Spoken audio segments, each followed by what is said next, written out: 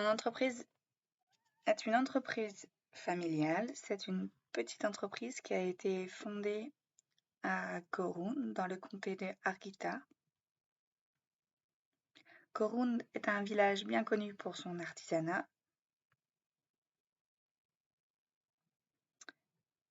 Le but de mon entreprise est de valoriser les expériences de tous ces artisans.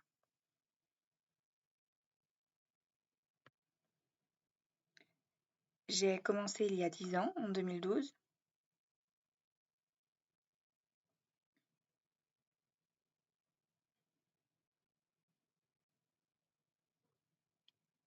À l'heure actuelle, j'ai suffisamment de revenus pour subvenir aux besoins de ma famille et à mes besoins. J'ai beaucoup de partenaires, des partenaires locaux qui tirent des revenus assez constants du tourisme. Nous nous concentrons principalement sur les visites, les expériences, les activités. Je ne possède aucun logement pour l'hébergement. Dans la région, il y a beaucoup de pensions avec différents niveaux de service. J'ai donc un panel de partenariats assez intéressant en termes d'expérience, de visite, d'activité.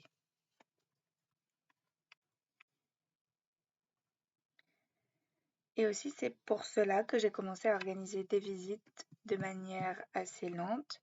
Nous consacrons beaucoup de temps à connaître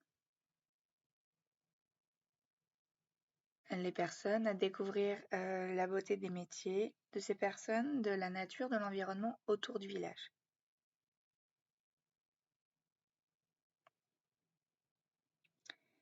Les hébergements appartiennent à d'autres habitants de la région. Nous venons d'entrer sur ce marché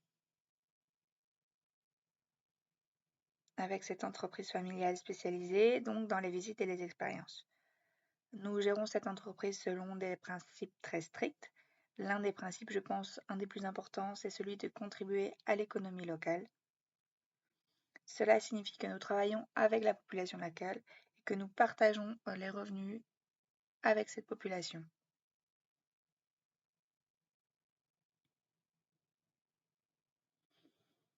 C'est une sensation agréable à la fin d'un grand tour d'une journée de se rendre compte que nous avons fourni un revenu constant pour 12 familles locales après un tour, une journée. L'autre principe, c'est la lenteur. Nous nous focalisons sur des petites visites, des petits groupes, pas plus de 15 personnes par groupe. Nous ne nous précipitons pas, nous ne nous pressons pas et nous consacrons plus de temps donc à connaître les gens, la beauté, la culture derrière ces gens.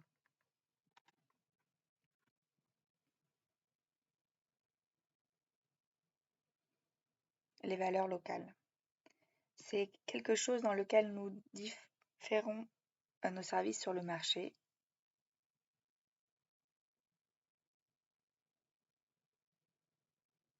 Au bout d'un moment, les touristes allemands, par exemple, ont soulevé un sentiment intéressant, à savoir que nous leur permettions d'entrer dans la maison des habitants, le jardin des habitants, et ils ont été très heureux de vivre cette expérience.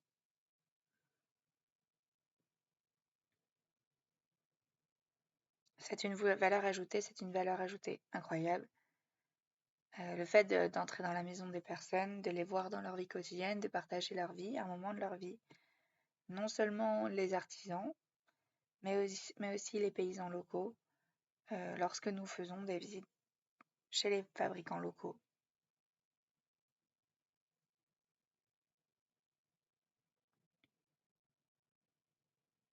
C'est donc important pour nous que le tourisme fasse partie de la vie locale, de rencontrer profondément les locaux, pas seulement de manière superficielle, comme ce qui est fait dans le tourisme de masse, juste venir prendre des photos, aller plus loin et partir. Ce n'est pas notre monde. Ceci est donc une valeur ajoutée, et d'autres valeurs locales sont un objet de l'artisanat, que nous avons développé, que nous avons à Korund, qui est unique. C'est d'ailleurs le dernier endroit au monde où certains objets d'artisanat sont fabriqués, certains objets particuliers. Donc il y a aussi des touristes qui sont désireux de découvrir cet artisanat en particulier. Il s'agit de la transformation de l'amadou, qui est un champignon, qui est de Korund. Nous avons donc des choses très uniques à offrir dans ce village, dans cette région. Donc l'artisanat local, traditionnel, certains goûts, les goûts locaux, une gastronomie qui se mêle à la vie locale. La nature autour de nous est constituée de petites zones protégées, ce qui nous permet de faire des belles visites sur certains sentiers développés avec des guides dans ces zones naturelles et protégées qui deviennent profondément connues par les visiteurs.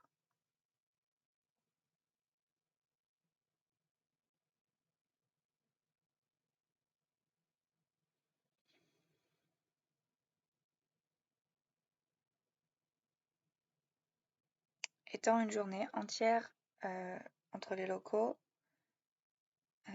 même si ce n'est pas notre objet principal, il y a une place pour un bon déjeuner. Cela fait bientôt 10 ans déjà et nous offrons un déjeuner froid à ces maisons paysannes et nous sommes très fiers de tout ce qui est sur la table et que cela soit fait dans la cour de cette maison. Cela signifie que chaque morceau de nourriture sur la table est riche et préparé sur place dans les fermes de la famille locale. Donc c'est un déjeuner froid. Nous ne cuisinons pas réellement ces déjeuners, mais tous les produits, le fromage, le pain est fait maison.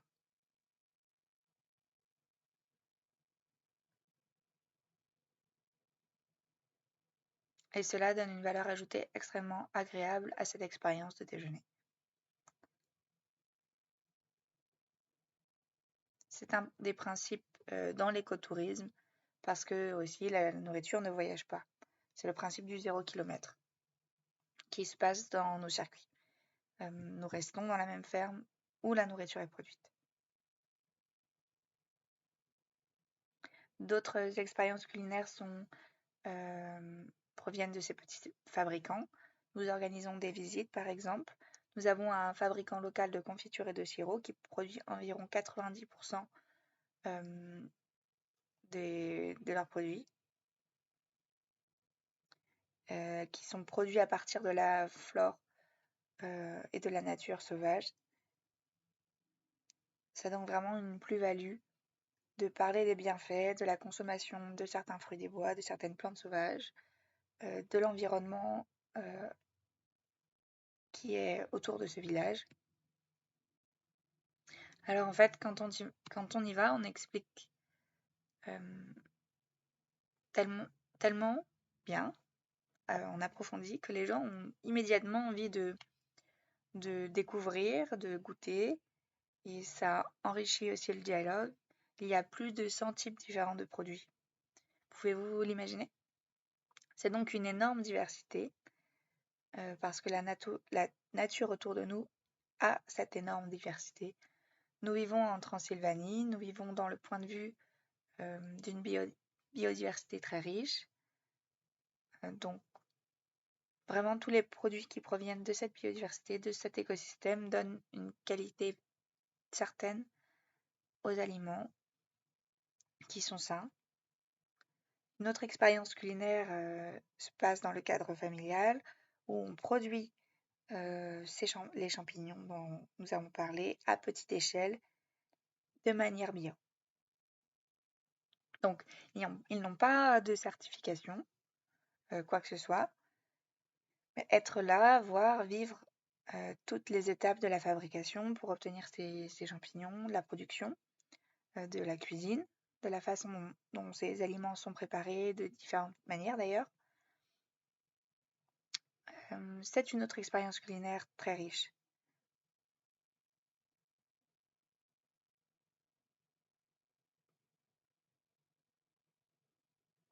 Non pas tant à cause du champignon, qui est un champignon de base.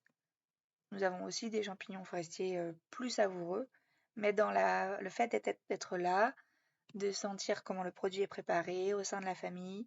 Tout cela donne une valeur ajoutée. Nous avons une autre expérience culinaire à faire soi-même qui concerne les kurtosklalak. C'est une fierté de la région de Skleller. C'est le gâteau de cheminée. C'est un gâteau sucré, fait sur un bâton de bois, sur un feu ouvert. Et il ne suffit pas d'acheter et de manger, nous offrons exactement l'expérience pour le faire, le préparer, le laisser sur le feu, le laisser suer sur le feu pour pouvoir faire votre propre kurtosklalak, donc le gâteau de cheminée en français. Ce sera le meilleur que vous ayez jamais préparé parce que c'est vous qui l'avez fait.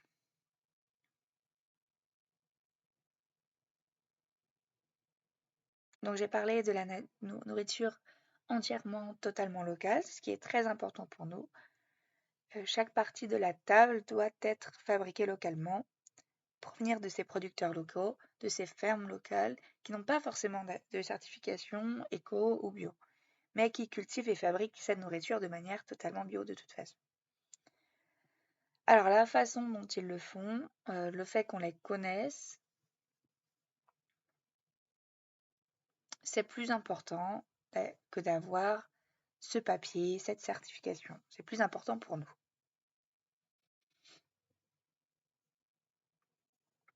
Des milliers de touristes ont profité de ce déjeuner, d'autres expériences culinaires, et tout le monde était content. C'est donc l'assurance d'être local et de connaître la manière locale dont la nourriture est préparée qui fait notre réputation. La cuisine de Transylvanie est un mélange car le peuple de Transylvanie et l'histoire de la Transylvanie sont un mélange de peuples, de nations, de cultures, ce qu'on retrouve dans la gastronomie.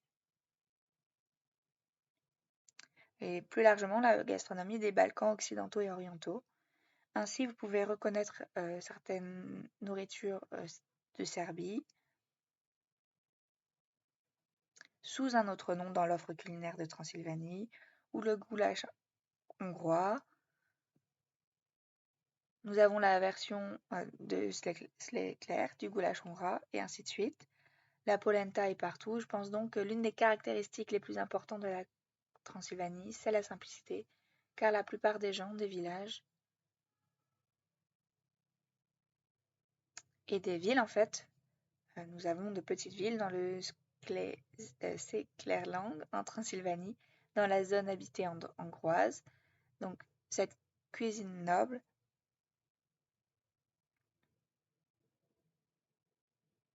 est entrée dans notre culture. Je pense donc que la simplicité, les ingrédients simples, les ingrédients locaux et toute cette période aussi et cette culture de guerre qui sont très prégnantes dans l'histoire de la Transylvanie, tout cela a forcé les familles locales à faire leur propre nourriture eux-mêmes.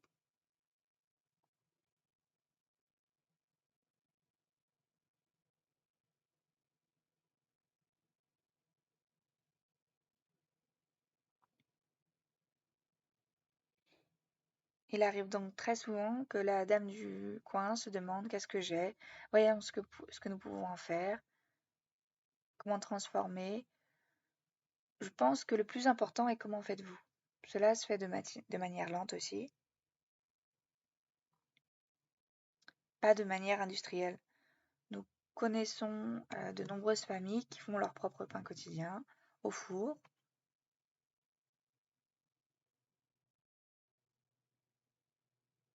Et savoir ce que vous y mettez rend ce pain plus savoureux, je pense, parce que vous avez le contrôle des ingrédients, du processus de fabrication des aliments. Nous ne faisons pas de différence, nous avons le même service, que nous offrons de la même façon pour tout le monde, juste parfois la langue diffère, la langue directrice. Le prix est le même, le prix des services. Nous avons environ 50 à 60% des touristes qui viennent de Roumanie. Certains d'entre eux sont locaux.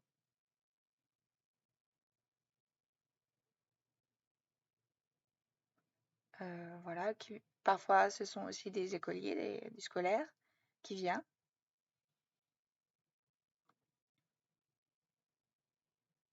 Mais les touristes viennent plutôt des villes roumaines. Environ 30 à 35% des visiteurs sont des visiteurs hongrois, cela en raison de la langue commune.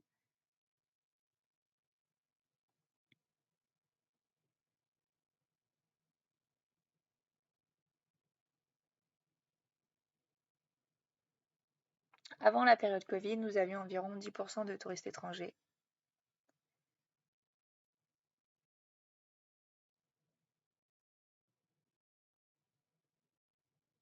Principalement des régions germanophones d'Europe, de Suisse, d'Allemagne, d'Autriche, mais également des Anglais, certains des États-Unis, peu d'Espagnols, peu d'Italiens.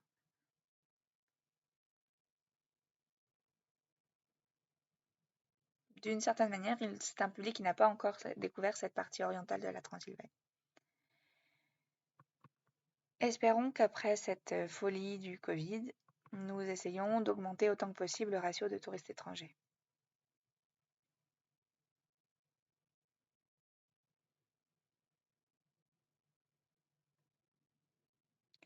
Dans cette zone, la zone habitée par les Hongrois, la partie orientale de la Transylvanie, nous avons un sérieux problème avec les personnes de langue roumaine impliquées dans les services. Au niveau de la langue, donc la langue roumaine n'est pas vraiment la préférée de la population locale, mais on a besoin des touristes roumains, donc c'est un défi très difficile à relever pour tout le monde, de servir également, agréablement, tous ces touristes roumains. Je pense donc qu'il est très important que les personnes locales impliquées dans ces services réalisent l'importance de connaître, parler et pratiquer la langue roumaine.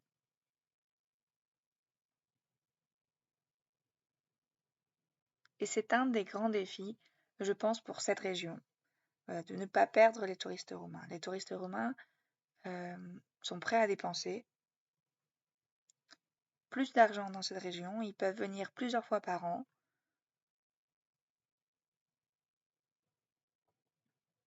Pas seulement une fois par an dans cette zone particulière. Donc et puis ils sont beaucoup plus proches. Ce sont donc des avantages qui peuvent être mis en valeur par les organisateurs touristiques. Nous avons des outils préparés, entièrement préparés. Nous faisons également des approches sur mesure. Nous avons notre propre site internet. Nous sommes sur l'application Visita Guida qui fonctionne plutôt bien.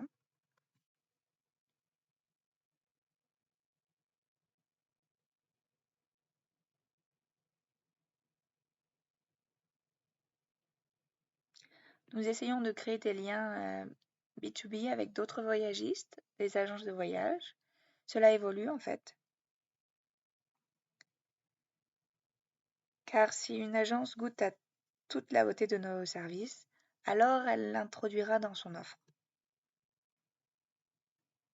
Et elle reviendra plusieurs fois, 10 fois par an.